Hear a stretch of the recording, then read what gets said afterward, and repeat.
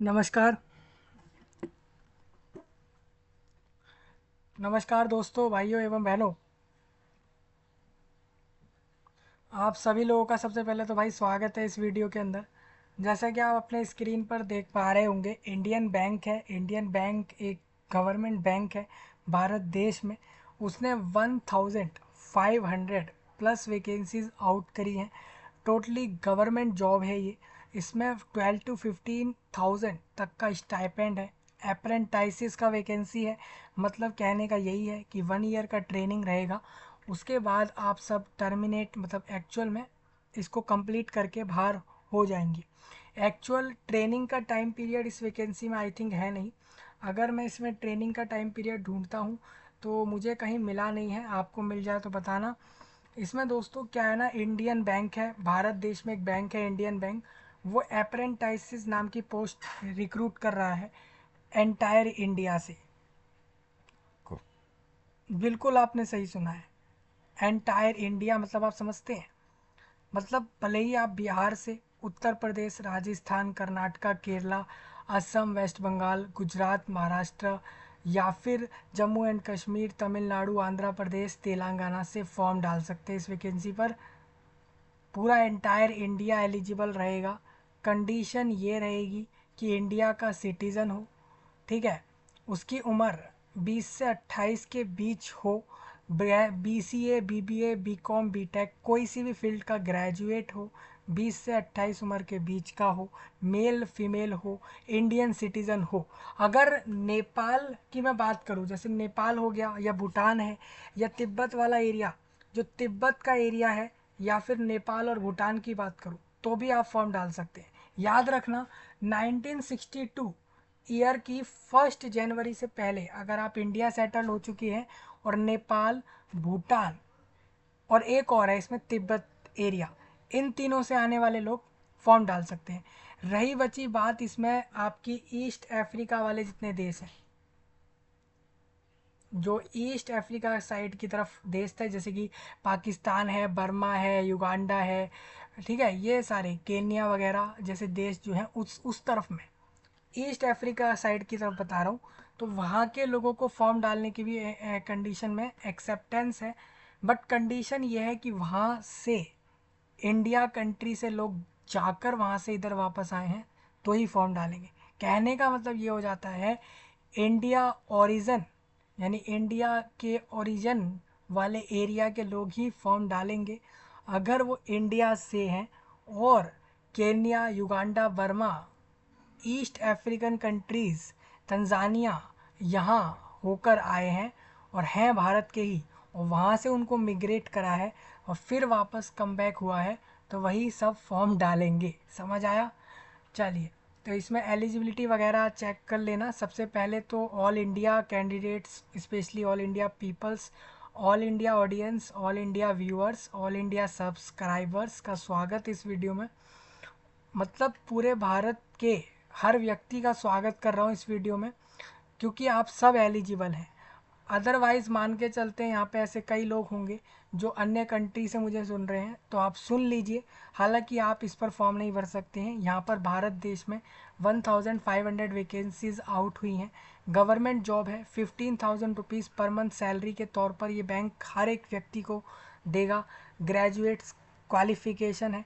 Candidate को इसमें साफ, इसमें एक चीज़ ये बोली गई है कि उसको एक एग्ज़ाम निकालना है कंप्यूटर पे, 100 नंबर का, 4 सेक्शन के साथ अलग अलग टॉपिक देंगे। वो एग्ज़ाम पास करने के अलावा उस कैंडिडेट को साथ ही साथ डॉक्यूमेंट वेरिफिकेशन, और जहाँ उसका पोस्टिंग हो रहा है वहाँ का जो लोकल भाषा होती है जो वहाँ के लोग बोलते हैं, वो बोल पाए, साथ में पढ़ पाए, लिख पाए और समझ पाए। इसके लिए उसको एक पेपर निकालना है, ठीक है। लोकल लैंग्वेज का एक पेपर निकालना है। ऑनलाइन रिटर्न एग्ज़ाम 100 मार्क्स का निकालना है। इन दोनों के अलावा डॉक्यूमेंट वेरिफिकेशन निकालना है। इंटरव्यू अगर होता है तो उसको निकालना है। ये सारी चीज़ें निकालने के बाद उसको ये वैकेंसी मिल जाएगी। पूरे इंडिया से 1,500 लोगों को वैकेंसी मिल रही है। ये एक अच्छी अपॉर्चुनिटी हो सकती है आपके लिए। फॉर्म 30 जुलाई, इस महीने की 30 तारीख में बंद हो रहे हैं, तो आप अप्लाई कर लेना। फॉर्म में फ़ीस आपसे 500 रुपये चार्ज कर रहा है ये बैंक। 500 रुपये में आपका फॉर्म एक्सेप्ट कर लेगा ये, ठीक है। इसमें कास्ट का फ़ायदा मिल रहा है, SC ST से 0 रुपये, बिल्कुल फ्री में फॉर्म भरवा रहा है। हालांकि जनरल, OBC और बाकी वर्ग के लोगों से 500 रुपीज़ चार्ज कर रहा है। SC ST free of cost except करेगा, ठीक है। तो इसमें सबसे पहले इंडियन बैंक का जो मेन वेबसाइट है वहीं से नोटिफिकेशन, अप्लाई लिंक वगैरह आपको मिल जाएगा, तो अप्लाई कर लेना। मैं आपका नोटिफिकेशन पहले ही डिस्कस कर चुका हूँ, तो इस वीडियो के अंदर सिर्फ फॉर्म फिलअप प्रोसेस करेंगे हम, क्योंकि हमारा नोटिफिकेशन वगैरह हम पहले ही कवर कर चुके हैं, ठीक है। तो पूरा इंटायर इंडिया एलिजिबल है। दूसरे कंट्री के लोग तभी एलिजिबल हैं अगर वो इंडिया में जाके सेटल्ड हुए हैं, ठीक है। तो फॉर्म मैं इस वीडियो में दे रहा हूँ, फिलअप पूरा प्रोसेस भरवाने का। नोटिफिकेशन हम डिस्कस कर चुके हैं, फॉर्म भरने का प्रोसेस इस वीडियो में है। सिलेबस आपके सामने नोटिफिकेशन में है, इसको देखकर रेडी कर सकते हो आप सारे लोग, ठीक है।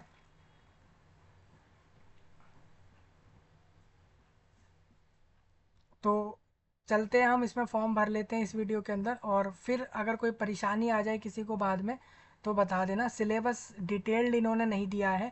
डिटेल्ड सिलेबस आप जैसा देख रहे हैं, ये लोग जुलाई की 30 तारीख को फॉर्म बंद करेंगे, तो सितंबर या अगस्त की 20 तारीख के बाद या सितंबर के इनिशियल डेज़ में, यानी 5-10 तारीख के आसपास ये आपका पेपर ले सकते हैं। तो आप ऐसे में करिए क्या, आप अगर इस एग्ज़ाम का प्रिपरेशन कर भी रहे हो, इसको लेना चाह रहे हो इस जॉब को, तो तैयारी आप जुलाई के एंड से शुरू कर लेना, क्योंकि अगस्त 20 के बाद पेपर कभी भी हो जाएगा इसका, और एडमिट कार्ड उसी के आसपास आएगा। इसका डिटेल्ड सिलेबस मुझे लगता है 20 जुलाई के बाद आएगा, या फिर ये अगस्त के 5-10 तारीख तक आ सकता है। अगर नहीं आया तो इसीलिए कहता हूँ कि ये सारे टॉपिक ग्रेजुएशन लेवल तक रेडी कर लो, अलग से रेफरेंस बुक, इस बुक वगैरह से तैयार कर लो। बाकी रेडी करा के मैं भी इसमें प्रिपरेशन कंप्लीट करा दूंगा यहीं पे, ठीक है। तो आपको ये सारे लिंक मैंने दे रखे हैं, notification, website link, apply link, और प्रिपरेशन का भी दे रखा है। अगर आपको कोई भी किसी भी अपने प्रोडक्ट का, सर्विसेज का प्रमोशन कराना हो, ऐड वगैरह करवाना हो, आप करवा सकते हैं। डायरेक्ट DM कर सकते हैं मुझे व्हाट्सअप पे, कोलैबोरेशन के लिए DM कर सकते हैं। आपको खासकर अगर पॉडकास्ट करना हो, अगर मेरे साथ वीडियो में पॉडकास्ट करना हो, एंटायर वर्ल्ड, पूरे वर्ल्ड के किसी भी टॉपिक पे, पूरे दुनिया के किसी टॉपिक पर भी अगर आपको कोई भी पॉडकास्ट करना है, आप कर सकते हैं। डायरेक्ट DM कर सकते हैं मुझे, कोलैबोरेशन के लिए DM कर सकते हैं। मैंने WhatsApp number direct about section में डाल रखा है।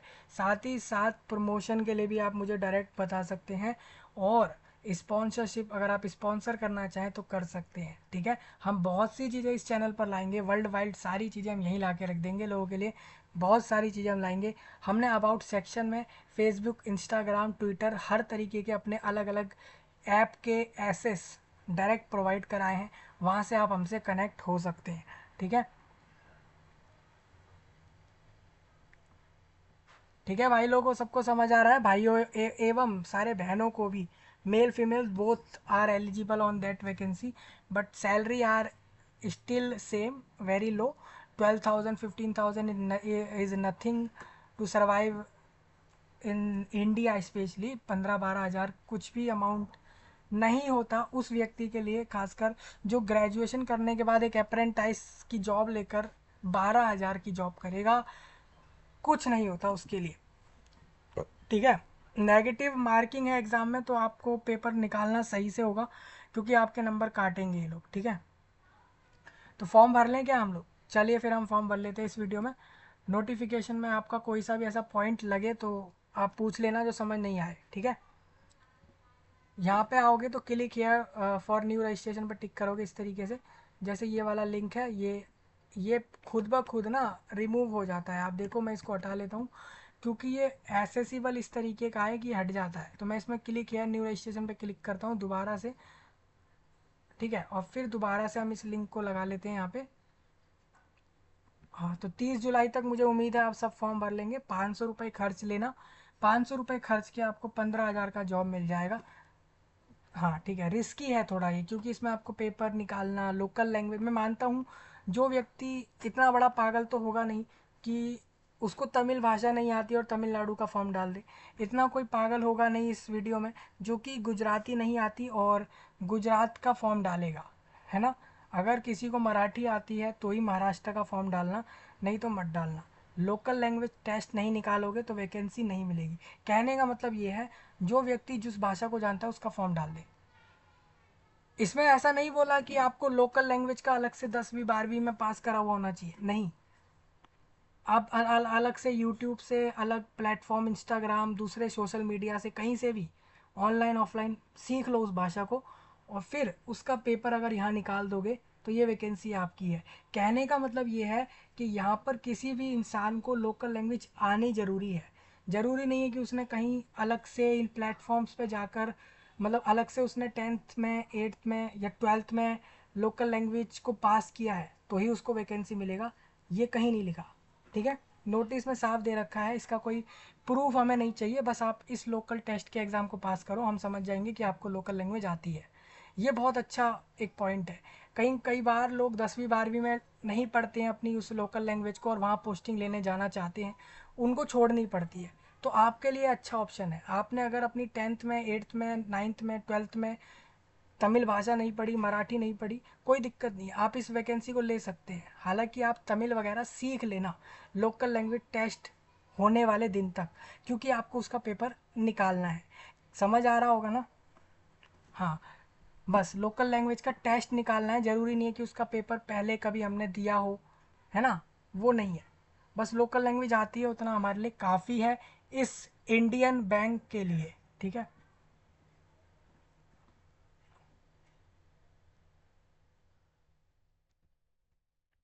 तो हम बेसिक इन्फो करेंगे, सबसे पहले भरेंगे, फिर फ़ोटो साइन अपलोड करेंगे, फिर बाकी डिटेल्स अपलोड भर के फॉर्म को एक बार देखेंगे, फिर हमारी फ़ोटो साइन जो भी हमारा अपलोड होना है, जो भी डिटेल्स अपलोड होंगी, सारा अपलोड अपलोड हो जाने के बाद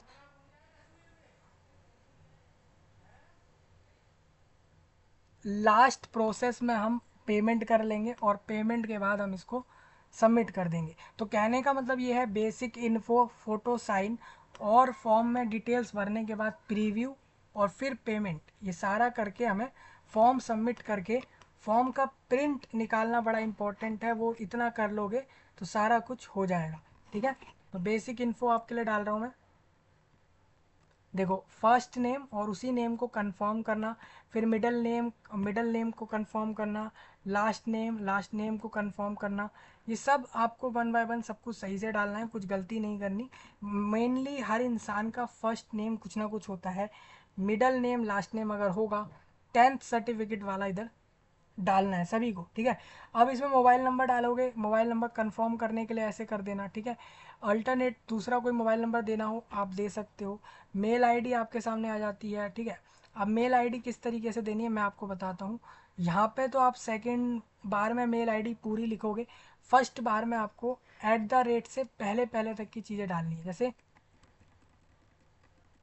यहाँ तक। ठीक है, हाँ इतना डालना है बस। उसके बाद आपको सिक्योरिटी कोड मिल जाता है, तो आप ऐसे इस तरीके से डालना,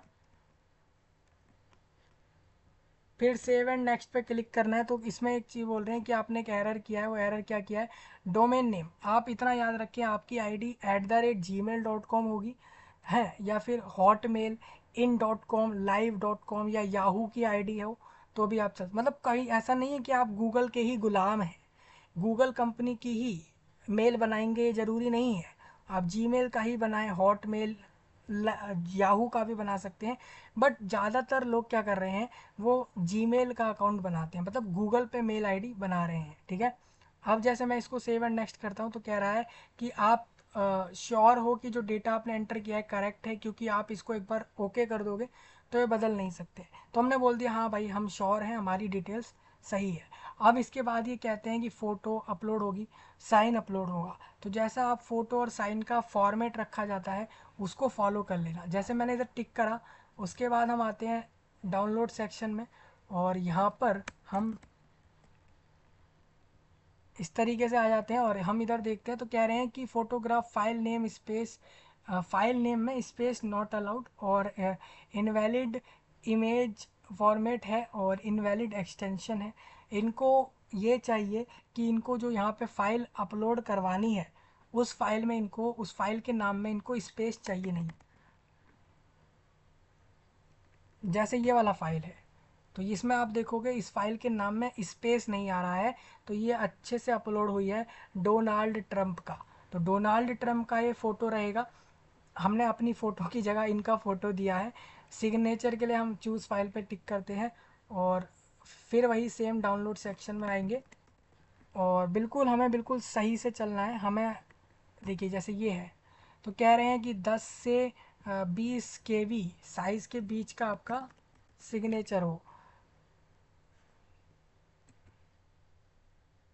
तो ये कई बार ऐसा होता है कि हम जब ये सब अपलोड करते हैं तो बहुत बार हमें ये प्रॉब्लम फेस करनी पड़ती है। जैसे ये कह रहे हैं अपलोड वैलिड सिग्नेचर, जैसे यहाँ पर वैलिड सिग्नेचर अपलोड नहीं हुआ है। देखो इस बारी सही से आ गया ये सिग्नेचर का फ़ोटो। तो हमारा फ़ोटो और साइन दोनों सही से अपलोड इधर हुआ है, ठीक है। अब इसको नेक्स्ट करते हो आप, तो आप देखोगे कि हमने बेसिक इन्फॉर्मेशन हमारी दे दी थी जहाँ पर मेल आईडी, मोबाइल नंबर और अपना नाम वगैरह दिया था। फिर हमने फ़ोटो साइन अपलोड किया। अब हम बाकी डिटेल्स अपलोड करेंगे, भरेंगे मतलब। फिर फॉर्म को देखेंगे और फिर उसके बाद पेमेंट का प्रोसेस है और फिर फॉर्म जमा है। मतलब बड़े आराम से भरना है, कोई गलती नहीं करनी है कभी भी, ठीक है। State UT you want to apply, देखिए यहाँ क्या लिखा है। जिस राज्य या केंद्र शासित केंद्र सरकार का जहाँ शासन है उधर, या राज्य सरकार मतलब राज्य में कहाँ आपको पोस्टिंग लेनी है, जॉब लेनी है, कहाँ आप वैकेंसी लेना चाहते हैं। तो मैंने यहाँ पे देखा, मेरे को पता है कि मैं दिल्ली का हूँ, तो ज़रूरी नहीं है कि मैं दिल्ली से हूँ तो दिल्ली की ही वैकेंसी लूँ। मैं चाहूँ तो मध्य प्रदेश वगैरह की ले सकता हूँ। फॉर एन एग्ज़ाम्पल हम यहाँ पे एक दूसरी जगह की वैकेंसी पे भरते हैं, राजस्थान की भर लेते हैं। राजस्थान के लिए ऑफिशियल लैंग्वेज आप जानते हैं राजस्थान में हिंदी है, और हिंदी मुझे आती है तो मैं आसानी से यहाँ जॉब ले सकता हूँ। तो मतलब मैं दिल्ली से राजस्थान वैकेंसी लेने जा सकता हूँ, जा सकता हूँ। कहने का मतलब ये है पूरे एंटायर इंडिया में आप कहीं पर भी वैकेंसी लो, याद रखें कि जहाँ भी वैकेंसी या पोस्टिंग ले रहे हैं वहाँ का ऑफिशियल लैंग्वेज नहीं आता है तो फॉर्म ना डालें। Kindly indicate medium of paper, ठीक है। तो आप पेपर इंग्लिश हिंदी दोनों में देना चाहते हैं, ठीक है। अब अगर मैं राजस्थान की जगह मैं आपको दिखाता हूँ, मैं अगर गुजरात में जॉब लेने जाता तो मुझे गुजरात की गुजराती आनी ज़रूरी है। उसके साथ साथ मैं क्वेश्चन पेपर इंग्लिश और गुजराती दोनों में भी ले सकता हूँ। चाहूँ तो इंग्लिश और हिंदी उसमें भी ले सकता हूँ। पूरे इंडिया में इंग्लिश हिंदी दोनों में क्वेश्चन पेपर होगा, और गुजरात में गुजराती में भी होगा, सेम महाराष्ट्र में मराठी में, और बिहार में हिंदी में। और इसके अलावा जो आपका तमिलनाडु है वहाँ पर तमिल भाषा में क्वेश्चन पेपर दिया जाएगा, समझ रहे हो। तो ये सब सीन है। कहने का मतलब ये है जिस राज्य में ज़्यादा भाषा जो बोलते हैं उस भाषा में तो क्वेश्चन पेपर देना मजबूरी है इनका, क्योंकि वहाँ के लोगों को समझ नहीं आएगा पेपर क्या लिखेंगे वो। हाँ, इसीलिए ये फॉर्मेट रखा है इन्होंने। इनको करना ही क्या है, जो पेपर हिंदी इंग्लिश में छपा होगा उसी को भाषाओं में बदलना ही तो है, और क्या ही सीन होगा इसमें, ठीक है। तो राजस्थान के लिए हिंदी आना ज़रूरी है, और हिंदी इंग्लिश का ही क्वेश्चन पेपर राजस्थान वालों को मिलेगा, ठीक है। Are you proficient in reading writing और speaking and understanding in any of the specified local language of that state, मैंने बोला हाँ। अगर मैं बोलता हूँ कि नो भाई मुझे नहीं आती उस राज्य की लोकल भाषा, ना पढ़नी लिखनी ना बोलनी, जैसे हिंदी है राजस्थान की, तो आप फॉर्म मत भरना, क्योंकि ये लोकल लैंग्वेज बिना निकाले वैकेंसी ही नहीं मिलेगी, ठीक है। डू यू हैव 10th या 12th standard marksheet having study official local language, तो मैंने बोला नो। मतलब अगर आपने इस राजस्थान की लोकल लैंग्वेज हिंदी को 10वीं 12वीं में नहीं भी पढ़ा है तो भी कोई दिक्कत नहीं है, ठीक है। और पढ़ा है तो वेल एंड गुड है, ठीक है। मैंने तो पढ़ा है हिंदी तो मैंने यस कर दिया। अब आपको बताना है किस किस जगह पे पोस्टिंग लेना चाहते हैं। तो राजस्थान में इतनी सारी जगहों पे वैकेंसी आई है। मेरे को राजस्थान में 3 जगह बढ़िया लग रही हैं वैकेंसी लेने के लिए, जो कि मैंने एक तो अजमेर लिया है। अजमेर अच्छी जगह है मेरे हिसाब से, मैं अजमेर में पोस्टिंग लेना चाहता हूँ। और दूसरी मैंने यहाँ पर ली है चित्तौड़गढ़, चित्तौड़गढ़ सही एरिया है। और तीसरी मैंने यहाँ पर ले लिया यहाँ पर बीकानेर, ठीक है। तो अजमेर और चित्तौड़गढ़ और बीकानेर, ये तीनों आसपास नहीं होंगे, हो सकता है दूर हों। मैंने इन तीनों को सिलेक्ट किया है कि मेरे को राजस्थान के अंदर इन तीनों जगहों पे ही वैकेंसी मिले। ठीक है, अब मेरी कैटेगरी जनरल है, आपका ईडब्ल्यूएस हो तो ईडब्ल्यूएस बताएं, ओबीसी हो, जो भी है सही बताना है। ठीक है, अगर सब कास्ट किसकी होती है, सब कास्ट जनरली SC ST वाले लोगों के लिए लगेगा। जैसे कि मेरी जनरल है तो मैं जनरल भर के आगे बढ़ जाऊंगा। ठीक है, मैं कोई डिसेबिलिटी वाला नहीं हूं तो मैंने नो कर दिया है। ठीक है भाई, अब इन्होंने बोला है नेक्स्ट इसके अंदर कि क्या कोई आप ऐसे पर्सन हैं जिसको कोई स्पेसिफाइड डिसेबिलिटी है, जिसके कारण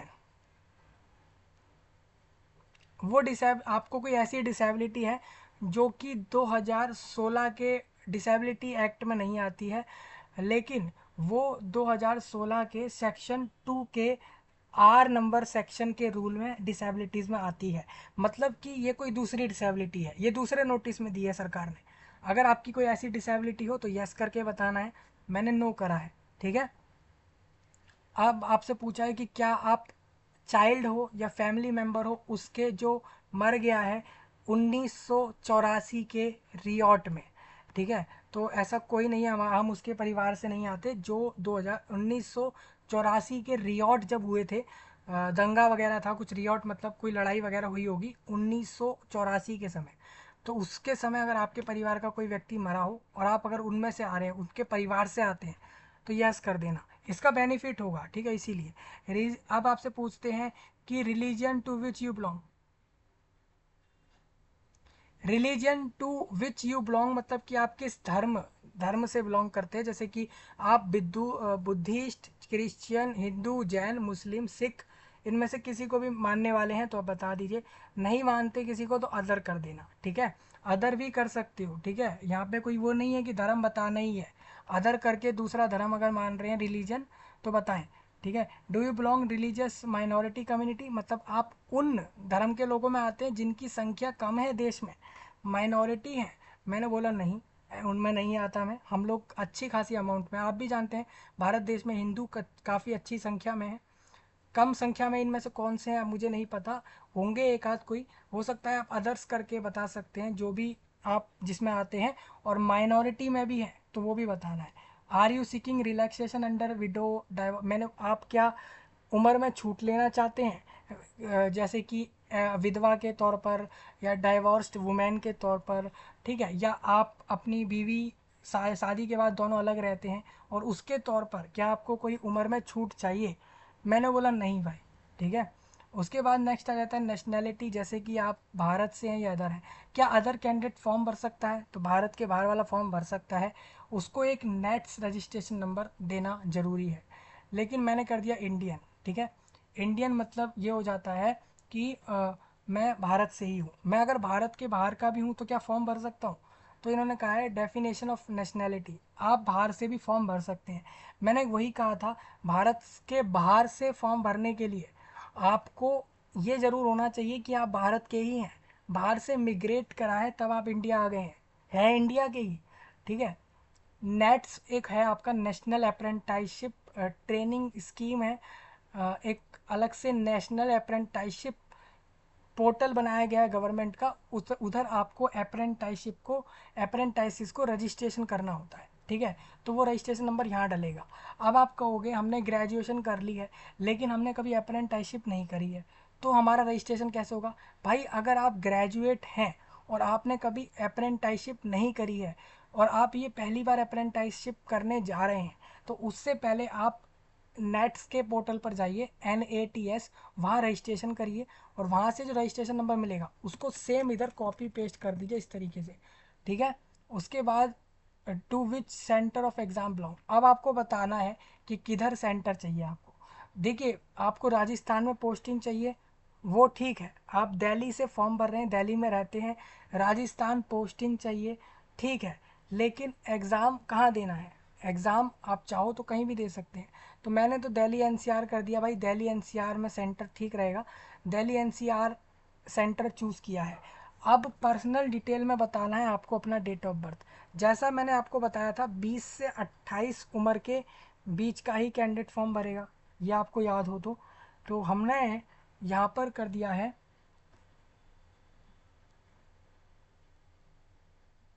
3 तारीख मार्च का 2003। ठीक है, तो 3 3 3 से आप देखोगे तो 21 एज आ जाती है हमारी, यानी 20 से ऊपर है, और 28 एज के नीचे है, यानी कि हम इसमें फॉर्म डाल सकते हैं। जेंडर मेल फीमेल अदर्स, तो मैंने बोला male. Do you have twins brother sister, आप और आपका भाई बहन आप लोग जुड़वा हैं, मैंने बोला नहीं भाई, हम बिल्कुल अलग हैं, है ना। नेम ऑफ द ट्विन, अब इसमें बताना है कि अब जैसे आपने बोल दिया आप दोनों जुड़वा हो ही नहीं, तो ये ऑप्शन आप नो कर रहे हो, तो आगे कुछ नहीं बताओगे। मैरिटल स्टेटस में आप मैरिड, अनमैरिड, विडो हो सकते हैं, इनमें से कुछ भी। जैसे कि अगर मैंने मेल जेंडर ऊपर बता रखा है तो मेरे को विधवा का ऑप्शन नहीं मिलेगा, ठीक है, लेकिन डाइवोर्स्ड का मिल सकता है। मैं यहाँ पर अनमैरिड हूँ ये बोल दिया। फादर नेम पूछते हैं, तो फादर नेम हम यहाँ पर दे रहे हैं इस तरीके से। फिर मदर नेम बिल्कुल करेक्टली सही तरीके से देना है। एड्रेस आप देखते हो इतने सारे एड्रेस हमारे सामने आ रहे हैं, हम इसमें से ये वाला एड्रेस डाल रहे हैं, इस तरीके से एड्रेस हमने दे दिया है, ठीक है। एड्रेस दे दिया, ज़िले का नाम दे दिया, किधर है ये एड्रेस, दिल्ली में है, पिन कोड दे दिया। हमने कह दिया कि हमारा कॉरस्पॉन्डेंस एड्रेस और परमानेंट एक ही एड्रेस है हमारे पास ज़्यादा घर है नहीं, तो एक ही एड्रेस हमने दिए हैं। अगर किसी पे हो, मतलब दो जगह के एड्रेस हो, तो दोनों एड्रेस दे सकता है हर व्यक्ति, ठीक है। अब choose the address for GST invoicing, आपका जो बिल बनेगा यहाँ पे 500 रुपये का, उसके लिए आप कौन सा एड्रेस मानना चाहेंगे, तो मैंने करस्पॉन्डेंस कह दिया, हालांकि मेरे दोनों एड्रेस सेम है। अब 500 रुपीज़ का पेमेंट ले रहे हैं ये लोग। अब हम वैलिडेट योर डिटेल्स नहीं करेंगे, अब हम सेव एंड नेक्स्ट करेंगे। कह रहे हैं एक एरर हमें मिला है आपकी डिटेल्स में, invalid value for mother's name. Mother's name में हमने कुछ गलत दिया है ऐसा कह रहे हैं ये। अब देखते हैं ज़रा, ठीक है। तो अब हमारा सारा डिटेल्स सही से डल गया है हमारा, आप देख सकते हैं। हमने अभी डिटेल्स के अंदर जो सब भरा है, ये सब जो हमने भरा है, देखो ये अजमेर, चित्तौड़गढ़, बीकानेर ज़िलों में मेरे को जॉब चाहिए, राजस्थान में, ये सब सही भरा है, ठीक है। सेव एंड नेक्स्ट कर रहे हैं। अब हमें क्वालिफ़िकेशन डिटेल्स देनी है, जैसे कि आपके पास जो आपकी डिग्री है वो डिग्री कौन से फील्ड की है। तो सबसे पहले आप देखोगे मैनेजमेंट, साइंस, कॉमर्स, आर्ट्स की हो सकती है, हो सकता है वो किसी अदर की हो, ठीक है। जैसे मैंने बोला, जैसे मैंने यहाँ पर बताया कि मेरी डिग्री मैनेजमेंट की है, ठीक है, मैंने बता दिया। डेट ऑफ पासिंग, तो 2 फरवरी को पास किया था मैंने, और ये 2022 को पास कर लिया था। मेरी परसेंटेज 86 बनी थी, और क्लास ग्रेड तो फर्स्ट क्लास से पास हुआ था वहाँ पर। इस तरीके से ये हमने डिग्री की डिटेल दे दी है। अब नेक्स्ट बोल रहे हैं कि have you undergone apprenticeship training और have job experience up to 12 month या उससे ज़्यादा का आपकी पढ़ाई के बाद। क्या आपने इस डिग्री के बाद कहीं जॉब वगैरह करी है, अप्रेंटिसशिप करी है। तो मैंने बोला नहीं भाई, आई एम टोटली फ्रेशर, मैं यहाँ पर बिल्कुल एक नया हूँ, किसी ने करा हो काम तो उसको बताना है, ठीक है। अब ये बोल रहे हैं कि आपको कौन कौन सी भाषाएं आती हैं। तो जैसे राजस्थान की जॉब लेने के लिए हिंदी लोकल लैंग्वेज मेरे को पढ़नी आनी चाहिए, लिखनी आनी चाहिए, बोलनी और समझनी आनी चाहिए। सेम इसी तरीके से अगर मुझे इंग्लिश आती हो तो यहाँ लिख के बता दूंगा मैं कि इंग्लिश मुझे लिखनी, पढ़नी, बोलनी आती है, वहीं समझनी भी आती है। वहीं अगर मराठी है तो मराठी को इस तरीके से लिख कर फिर टिक कर दूंगा मैं, रीड, राइट और स्पीक आता है। 3 लैंग्वेज आप ऐड कर सकते हैं, लेकिन एक लैंग्वेज ज़रूर चाहिए उधर की, उधर एरिया की जहाँ वैकेंसी चाहिए, ठीक है। सेव एंड वैलिडेट कर देता हूँ मैं। अब देखिए हमारी सारी डिटेल्स आ गई है, मेरी फ़ोटो यहाँ पर आ गई है ब्लैक कोट के अंदर, ब्लैक ब्लैक ये यहाँ पर डार्क ब्लू कोट में मेरी फ़ोटो आ चुकी है, और ये पूरा फॉर्म आ चुका है। इस तरीके से मैंने भर लिया सब कुछ सही तरीके से। आई एग्री पर टिक करा, और कंप्लीट रजिस्ट्रेशन ओके पर टिक, श्योर कर दो सब सही है। अब लेफ़्ट हैंड साइड का थंब इम्प्रेशन लगेगा, राइट हैंड साइड का थंब इम्प्रेशन लगेगा, और उसके बाद सिक्योरिटी कोड जो लिखा है वो लगा के हम आगे पेमेंट करेंगे, ठीक है। तो हम आ जाते हैं दोबारा इधर, और फिर देखो इस तरीके से हमने इसी अपने साइन को ही इधर डाल दिया है। थंब इम्प्रेशन की जगह पे प्रीव्यू कर लिया है हमने। सेम इसी तरीके से हम हैंड रिटन डिक्लेरेशन होगा, आपको हाथ से एक डिक्लेयर करना है कि आप ये वैकेंसी लेना चाहते हो, और आप बाद में ये नहीं बोलोगे कि ये डिटेल्स जो मैंने दी हैं वो गलत है। उसके लिए एक पेपर से लिखो, एक कागज़ पे हैंड रिटन डिक्लेरेशन होगा जिस पे लिखना है आप लोगों को कि मैं सारी डिटेल्स जो भी फॉर्म में दे रहा हूँ करेक्ट है, और उस पर साइन भी करना है, और उस तरीके का हैंड रिटन डिक्लेरेशन लगाना है।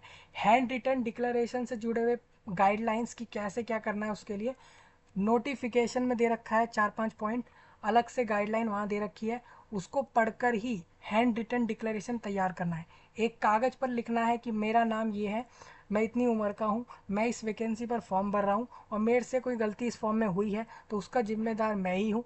एंड में अपना साइन करके डिक्लेयर करना है, और इसके अलावा 2-4 पॉइंट और हैंड रिटन डिक्लेरेशन में डालने हैं जो कि नोटिफिकेशन में लिखा है, आप उसको पढ़ लेना, ठीक है। तो इस तरीके से हमने ये ले लिया एक और दोबारा से। अब हमारे को हैंड रिटन डिक्लेरेशन को 50 से 100 केबी के बीच में रखना है। ये भी एक इशू है यहाँ पे, 50 से 100 केबी के बीच में रखना ज़रूरी है आपको अपने हैंड रिटन डिक्लेरेशन को। और जेपीजी और JPEG format his only accept, ठीक है।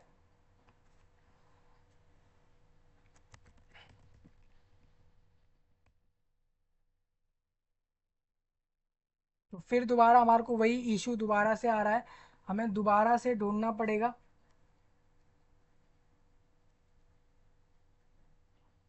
स्मॉल साइज का फाइल। अब हमारे को ये चीज़ जेपीजी,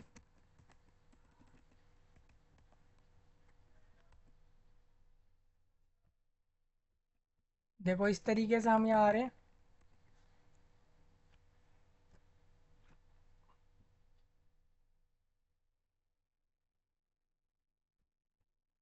अब हमारे इसको देखते हैं। देखिए इस तरीके से हमने ये एक किसी जगह की फ़ोटो है उसको हमने लेकर इधर अपलोड कर दिया है, ठीक है। हैंड रिटन डिक्लेरेशन से जुड़ा हुआ इंस्ट्रक्शन आप इधर देख सकते हो, नोटिफिकेशन में लिखा हुआ है हैंड रिटन डिक्लेरेशन में क्या क्या लिखना है, वो आप नोटिस में देख लेना। फिर भी आपको ना समझ आए तो मुझे कमेंट में बता लेना, तो मैं उसका प्रॉब्लम आपका सॉल्व कर दूंगा, ठीक है।